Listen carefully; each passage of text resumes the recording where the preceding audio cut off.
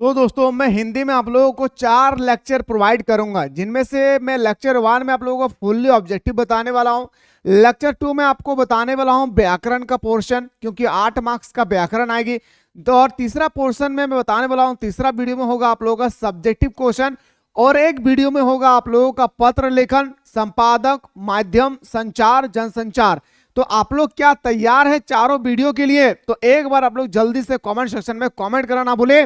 और मेरे दोस्तों, आज आप लोगों ने बहुत ही शानदार तरीके से इतिहास का पेपर दिए, और मैं उम्मीद करता हूं कि जो भी बंदा हमारे साथ दिन रात मेहनत किए, मैं उम्मीद करता हूं मेरे भाई कि आपने एक भी क्वेश्चन छोड़कर नहीं आए हैं। इतना शानदार तरीके से आपका पेपर में क्वेश्चन दिया गया था, और टेंशन लेने की आवश्यकता नहीं है। फाइनल में भी वैसा ही क्वेश्चन आएगी जैसे आप लोग अभी दिए होंगे। ठीक है, चलिए सर, क्वेश्चन जाने से पहले मेरे भाई जो भी स्टूडेंट्स अभी तक हमारे मिसाइल क्लासेस के आपको डाउनलोड नहीं किए, जल्दी से डाउनलोड करके क्रैश कोर्स को आप लोग ज्वाइन कर लीजिएगा। क्रैश कोर्स का क्लास सुबह शाम दोनों टाइम पे होती है, और यहाँ पे आप लोगों का बिल्कुल सिलेक्टेड क्वेश्चन प्रोवाइड किया जाता है। क्या किया जाता है मेरे भाई?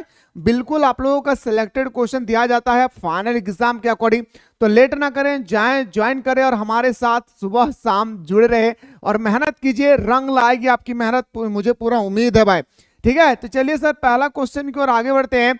और आपके सामने सबसे पहला पैसेज होगी, और स्टूडेंट सोचते हैं ना सर कि पैसेज तो होगी, हम लोग बना लेंगे। इतना आसान नहीं है मेरे भाई। ठीक है, पैसेज के अंदर में जो विलोम शब्द होती है, पर्यायवाची शब्द होती है ना, वो स्टूडेंट्स को आखिर समझ में नहीं आता है मेरे भाई। या तो मैं बोल सकता हूं जो अलंकार होती है ना, वो भी समझ में आप लोगों को नहीं आता है।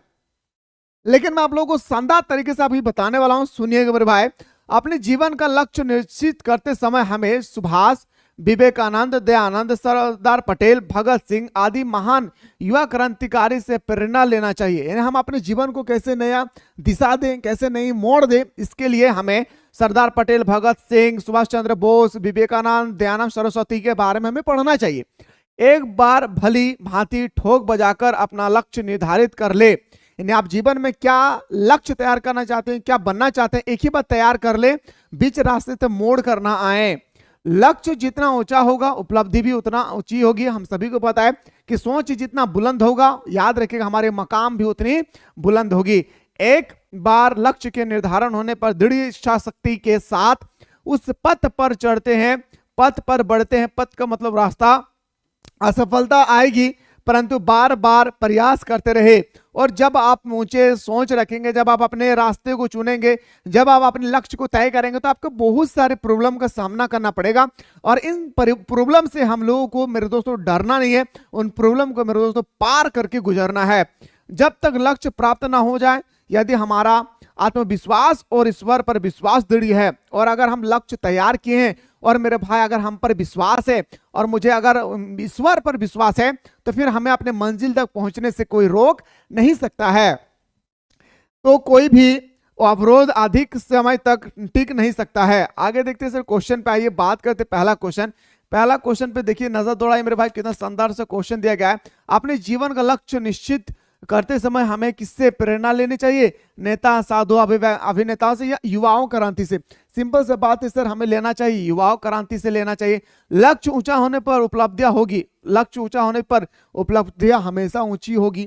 ठीक है, आइए सर बात करते हैं क्वेश्चन नंबर हमारा 3 पे। क्वेश्चन नंबर 3 क्या आता है सर? असफलता को सफलता में बदलने का मूल मंत्र क्या है?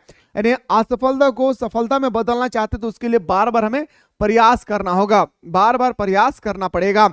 जीवन में आगे बढ़ने के लिए हमें क्या करना चाहिए? यानी जीवन में अगर हम चाहते कि हमें आगे बढ़ना है, तो उसके लिए हमें लक्ष्य निर्धारण करना चाहिए। क्या करना चाहिए भाई? हमें लक्ष्य एक निर्धारण करना चाहिए। और हाँ, एक बात मैं बता दो रहा हूं आप लोगों को, चुपके से बाबू सुन लीजिए, चुपके से सुनिएगा। मैं डिस्क्रिप्शन बॉक्स में एक यूट्यूब चैनल का लिंक दिया हूं। मैं एक यूट्यूब चैनल का डिस्क्रिप्शन बॉक्स में लिंक दिया हूं, और एग्जाम से पहले जो क्वेश्चन, फाइनल एग्जाम में देखिए ना, क्वेश्चन कभी कभी पेपर लीक हो जाती है, या तो मैं बोल सकता हूं मेरे भाई पेपर वायरल हो जाता है। तो वो चीज़ अगर आप लोग देखना चाहते हैं कि सर एग्जाम से पहले एग्जाम पेपर कंडक्ट कराइए, तो इस चैनल पे तो होगी नहीं, तो उसके लिए मैं एक नया चैनल आप लोगों को प्रोवाइड कर रहा हूँ। उस चैनल को आप लोग सब्सक्राइब कर लीजिएगा, डिस्क्रिप्शन बॉक्स में लिंक दिया हुआ है। उस चैनल को सब्सक्राइब करके फाइनल एग्जाम के अकॉर्डिंग आप लोगों को सारा क्वेश्चन वहाँ पे मिल जाएगी। ठीक है, बात करते हैं अगला बात करते हैं, चुपके से किसी को शेयर करने की आवश्यकता नहीं है भाई। जाग रहे हम वीर जवान, जियो जियो ए हिंदुस्तान, हम प्रभात की नई किरण, हम दिन के आलोकन नवल, हम जीवन भारत के सैनिक, धीर वीर गंभीर आचल, हम प्रहरी कैसे हिमाद्री के सुभरिम स्वर्ग की लेते हैं, हम है शांति दूत धरती के छोह सभी का देते हैं, वीर प्रभु परशु माँ की आंखों के हम नवीन जियो ले, रतन मन धन तुम पर कुर्बान, जियो ए हिंदुस्तान। कौन कहता है? हमारा सैनिक कहता है कि जियो जियो रे हिंदुस्तान।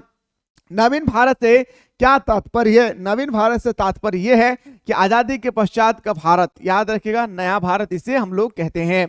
अगला प्रश्न पे था सर, अगला क्वेश्चन है कि कवि अपना सब कुछ किस पर कुर्बान करना चाहते हैं? कवि सब कुछ अपने कुर्बान करना चाहते हैं अपने हिंदुस्तान वासियों पर। कवि सारा चीज कुर्बान करना चाहते हैं अपने हिंदुस्तान वासियों पर। क्वेश्चन नंबर 7 है सर, वीर परशु माँ से क्या तात्पर्य है? जो वीर परशु माँ है इससे क्या तात्पर्य है? मातृभूमि। क्या बताएंगे मेरे शेर सरनियों?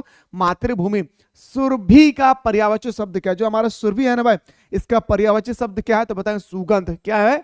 सुगंध। चलिए सर, अब आते हैं सर अगला क्वेश्चन पे। क्वेश्चन है सर, रचनात्मक दृष्टि से हम लोग बात करते हैं तो रचनात्मकता यद्यपि प्रकृति प्रदत्त है तथा इससे विकसित पोषित किया जा सकता है। तो बताएंगे सर, क्वेश्चन नंबर जो हमारा 9 है इसका बिल्कुल सही उत्तर हो जाएगी हमारे पास शिक्षण द्वारा, ट्रेनिंग के द्वारा और शिक्षा के द्वारा। इन्हें मैं बोल सकता हूँ सर, ऑप्शन नंबर हमारा क्या हो जाएगी सर? बिल्कुल सही उत्तर हो जाएगी, सीधा राइट आंसर। बात करते हैं सर अगला क्वेश्चन। क्वेश्चन नंबर हमारा नेक्स्ट है सर, फीचर किस प्रकार की विद्या मानी जाती है? जो हमारा फीचर है ना गुरुजी, वो फीचर किस प्रकार की विद्या मानी जाती है? तो फीचर एक प्रकार का मेरे दोस्त याद रखिएगा क्या, तो बताएंगे सर विषय प्रधान होती है। क्या होती है? विषय प्रधान होती है। देखिए मेरे भाई, रचनात्मक दृष्टि से कैसे क्वेश्चन पूछा जाता है एक बार नजर जरूर दौड़ाइए, फाइनल एग्जाम में भी ऐसा ही आएगी जैसे आपका प्री बोर्ड में आ रही है। विज्ञापन में किस प्रकार की भाषा प्रयुक्त होती है? तो विज्ञापन में हमेशा व्यावहारिक भाषा प्रयुक्त होती है। कौन सा भाषा है? व्यावहारिक भाषा प्रयुक्त किए जाते हैं। अगला क्वेश्चन पे अगर हम लोग बात करते हैं, क्वेश्चन नंबर नेक्स्ट पे अगर मूव करते हैं मेरे भाई, शासकीय पत्रों में निम्न में से क्या अनावश्यक है? शासकीय पत्र होती है ना भाई, इसमें क्या अनावश्यक होती है? तो बताएंगे सर, याद रखिए व्यक्तिगत शैली। क्या होती है भाई? व्यक्तिगत शैली। अपने से छोटे को पत्र में क्या संबोधन किया जाता है? तो अपने से छोटे के पत्र लिखते समय हम लोग चिरंजीवी लिखते हैं। क्या लिखते हैं भाई? याद रखिएगा, चिरंजीवी का प्रयोग करते हैं। बात करते हैं सर अगला क्वेश्चन, विचारों के आदान प्रदान की निम्न में से सबसे प्राचीन शैली कौन सी है भाई? अच्छा, मैं आपसे पूछूंगा कि विचारों का सबसे प्राचीन शैली क्या है? मतलब लोग अपने बात को दूसरे व्यक्ति तक कैसे पहुंचाते हैं? आज हम जैसे कहते हैं ना, ए जानू कैसे हैं, सुनो ना, आज एग्जाम के, आज तो लास्ट एग्जाम है ना, आज हम लोग थोड़ा घूमेंगे, सुनो ना, अरे तुम्हारे मम्मी कुछ नहीं कहेगी। कैसे बात करते हैं? कॉल से बात करते हैं, यस या नो, इंटरनेट के माध्यम से बात करते हैं, सेल फोन के माध्यम से बात करते हैं। लेकिन एक जमाना था जब लोग एक दूसरे को देख नहीं पाते थे, फिर भी बात करते थे। किससे? पत्रकार से, यानी सॉरी पत्रचार से, पत्र के माध्यम से, है ना भाई। चलिए सर अगला क्वेश्चन पे बात करते हैं। क्वेश्चन नंबर हमारा नेक्स्ट है, जनसंचार प्रक्रिया के मुख्य प्रमुख तत्व क्या है? जनसंचार प्रक्रिया के जो हमारा प्रमुख तत्व है वो क्या है? तो बताएंगे सर हमारा संग्रह और प्रस्तुति, प्रतिपुष्टि, संकेतीकरण और संकेतन वाचन, स्रोत संदेश और संचार माध्यम। ऑप्शन नंबर हमारा क्या हो जाएगा sir? D is the right answer हो जाएगा। बात करते हैं सर अगला कि पत्रकारिता के विकास में कौन सा मूलभूत सक्रिय रहता है?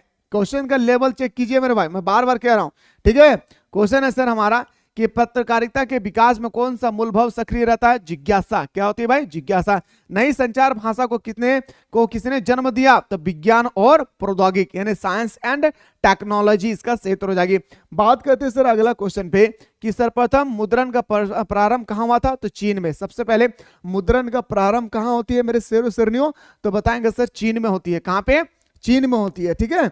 चलिए बात करते हैं अगला क्वेश्चन। अब तुमने कभी देखा है खाली कटोरे में वसंत का उतरना? यह शहर इसी तरह खुलता है, इसी तरह भरता है और खाली होता है। यह शहर इसी तरह से रोज रोज एक अनंत शव ले जाते हैं कंधे पे। अनंत शव का मतलब मेरे दोस्तों कंधे पर जो लाश लिए जाते हैं। पहला क्वेश्चन है सर, प्रस्तुत पंक्तियां के रचनाकार है भाई। सबसे पहले तो आपको रचनाकार बताना कि ये रचनाकार कौन है, तो बताएंगे सर केदारनाथ सिंह। वसंत आया कौन लिखा है भाई? केदारनाथ सिंह। याद रखिएगा, आपका स्टोरी और पोयम का ऑथर यानी उसका लेखक जरूर याद रखिएगा। 3 क्वेश्चन टपकेगी। किन लोगों के खाली कटोरे में वसंत उतरता है? कौन सा ऐसा लोग है मेरे भाई जिनके खाली कटोरे में वसंत उतरता है? तो भिखारियों का। भिखारी का जो कटोरा है ना भाई, वसंत का आगमन होने से उनके कटोरे पूरी तरह से चमक उठते हैं। प्रस्तुत पंक्तियों में किस शहर की चर्चा की गई है? ये जो हमारा प्रस्तुत पंक्तियां भाई, इसमें किस शहर की चर्चा किए गए हैं? तो बताएंगे सर हमारा बनारस शहर की चर्चा किए गए। कौन से शहर की सर? बनारस शहर की चर्चा किए गए हैं। बात करते हैं सर अगला क्वेश्चन कि रोज रोज में कौन सा अलंकार? अच्छा मेरे भाई, एक ही शब्द का 2 बार प्रयोग हो रहा है, देख रहे हैं भाई क्या बोल रहा है कि एक ही शब्द का 2 बार प्रयोग हो रहा है, तो इसको हम लोग बोलते हैं क्या? याद रखिएगा, पुनर्विक्ति प्रकाश अलंकार। दिन दिन बोलते हैं ना भाई, तो उसको हम लोग बोलते हैं, याद रखिएगा, याद रखना मेरे भाई, पुनर्विक्ति प्रकाश अलंकार। एक शब्द का 2 बार प्रयोग किया जाए उसको हम लोग बोलते हैं पुनर्विक्ति प्रकाश अलंकार। देवसेना का गीत जयशंकर प्रसाद की किस कृति से लिया गया? हम सभी को पता है कि देवसेना का जो गीत है ना भाई, इसका राइटर हमारा कौन हो जाएगा? तो बताएंगे सर, याद रखिएगा हमारा जयशंकर प्रसाद। लेकिन हमसे पूछा गया ना कि ये किस कृति से लिया गया, तो बताएंगे सर स्कंदगुप्त से।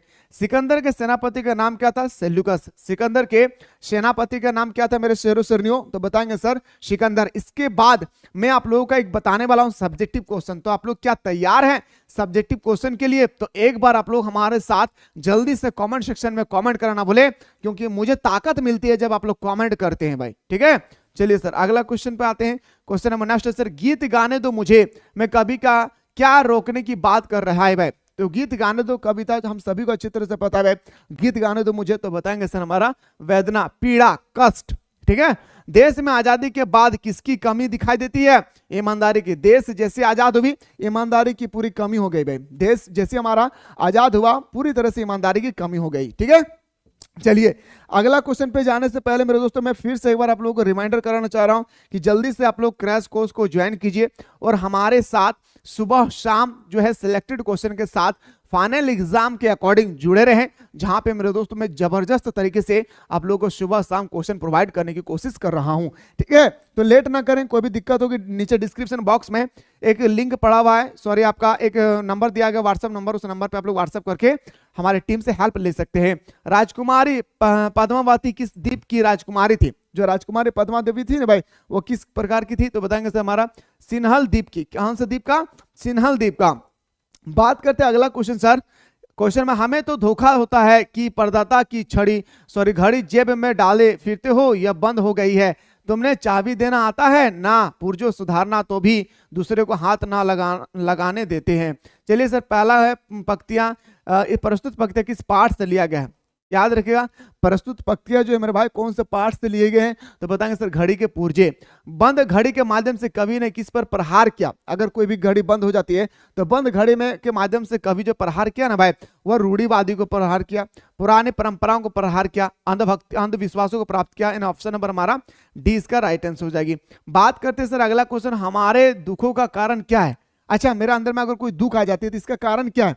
तो बोलेंगे सर इसका कारण है कि सड़ी गली मान्यता, याद रखिएगा, या मैं बोल सकता हूं मेरे भाई कि अंधविश्वास, नवीन सोच की अवलोकन। इन ऑप्शन नंबर डी इसका राइट आंसर हो जाएगी। इन पंक्तियों का अभिप्राय है भाई, इन पंक्तियों का अभिप्राय जो अभी मैंने आप लोगों को स्टडी करा है उसका पंक्ति का अभिप्राय क्या है? तो बताएंगे सर इनमें से कोई नहीं। क्या बताएंगे सर? इनमें से कोई नहीं। आइए सर क्वेश्चन नंबर 32 पे बात करते हैं। शुक्ल जी जब काशी बारात में गए थे तो किस लेखक के घर को देखा था? जब शुक्ल जी है ना भाई, याद रखिएगा शुक्ल जब बारात गए थे काशी, याद रखिएगा उत्तर प्रदेश काशी में, तो किसके साथ जो है मेरे भाई किस लेखक के घर को देखा था? तो बताएंगे सर ये लेखक का जो घर देखे थे उसका नाम था हमारा केदारनाथ सिंह। किसका मेरे भाई? केदारनाथ सिंह। यानी मैं बोल सकता हूं option number 20 the right answer. वार्षिक महोत्सव का प्रमुख आकर्षण कौन था भाई? वार्षिक महोत्सव बड़ी मजेदार ये स्टोरी था, मैंने जो जबरदस्त तरीके से आप लोगों को समझाया था, है ना। तो बालक का, किसका भाई? बालक से कई प्रकार के प्रश्न पूछे जा रहे थे। अगला क्वेश्चन है सर संविद्या का क्या नाम था? संविद्या का नाम था मेरे भाई, याद रखना है, संविद्या मतलब पता है भाई जो दुख भोग रही थी उसका क्या नाम था? सभी को पता है, हरगोविंद। संविद्या नहीं, याद रखे मेरे भाई, बड़ू बहुरिया का नाम था हमारा याद रखें संविद्या कहते हैं मेरे भाई, याद रखना कि जो बात को दूसरी जगह पहुंचाते हैं संविद्या। हरगोविंद नाम था जो हमारी बड़ी बहुरिया की बात को दूसरे स्थान पर पहुंचाए थे। लोमड़ी का शेर के मुंह में स्वच्छता से चले जाने का क्या कारण था? तो बताएंगे सर क्वेश्चन हमारा 35 का बिल्कुल आप लोग गलत आंसर बता रहे हैं सारा बंदा। इसका राइट आंसर हो जाएगा हमारा रोजगार का दफ्तर। क्या बताएंगे मेरे भाई? याद रखिएगा रोजगार का दफ्तर, ठीक ना। आइए बात करते हैं सर अगला क्वेश्चन पे। क्वेश्चन नेक्स्ट है, एक अच्छे साहित्य का प्रमुख कर्तव्य क्या है? एक अच्छा कोई साहित्य बनना चाहते हैं, इसका प्रमुख कर्तव्य क्या है? तो बताएंगे सर मनुष्य को आशीर्वाद बनाना, ठीक है, आशावादी बनाना, संघर्षों के लिए प्रेरित करना और मानसिक विस्तृत प्रदान करना। यानी मैं बोल सकता हूं सर ऑप्शन नंबर हमारा डी इसका राइट आंसर हो जाएगी। आइए बात करते सर अगला, सूरदास को किसमें विश्वास था? सूरदास की झोपड़ी पूरी तरह से जल गई थी भाई। सूरदास को विश्वास था किसमें? पुनः निर्माण में। लोग हजारों बार हमारे झोपड़ी को जलाएंगे पर हम लाख बार बनाने के लिए तैयार है उन्हें पुनः निर्माण में। ऑप्शन नंबर सी हमारा सही हो जाएगी। बात करते सर अगला क्वेश्चन पे, क्वेश्चन नंबर 38 है, रूप सिंह के गांव का क्या नाम था? जो हमारा रूप सिंह है इसके गांव का क्या नाम था? तो बताएंगे सर माही। याद रखना मेरे भाई, रूप सिंह के गांव का क्या नाम था? माही इसका नाम था। बिस्कोहर की माटी पाठ के लेखक का क्या नाम है? जो हमारा बिस्कोहर की माटी है भाई, इसके पाठ का लेखक कौन है? तो बताएंगे सर हमारा विश्वनाथ त्रिपाठी। याद रखिएगा मेरे भाई, ये जो हमारा बिस्कोहर की माटी है, ये चैप्टर बहुत ही इंपॉर्टेंट है, खास करके आपका सब्जेक्टिव क्वेश्चन की अगर मैं बात करूं, याद रखिए, खास करके अगर मैं सब्जेक्टिव क्वेश्चन की बात करूं तो बहुत ही इंपॉर्टेंट, इसको ध्यान रखना है। अगला क्वेश्चन है सर, अपना मलबा खा उजाड़ो सभ्यता में शीर्षक रचना के माध्यम से लेखक ने क्या संदेश दिया है? तो लेखक संदेश यही देता है कि पर्यावरण के प्रति लोगों का सचेत किया जाता है। यानी ऑप्शन नंबर हमारा बिल्कुल सही हो जाएगी ए। सो दोस्तों, अगर आप लोग चाहते हैं कि सर हमें जल्दी से सब्जेक्टिव क्वेश्चन बताएं कि आखिर हमारे एग्जाम में सब्जेक्टिव क्वेश्चन कैसे आएगी, तो जल्दी से आप लोग एक बार कमेंट सेक्शन में कमेंट करना ना भूले। फिलहाल हम लोग मिलते हैं नेक्स्ट वीडियो में।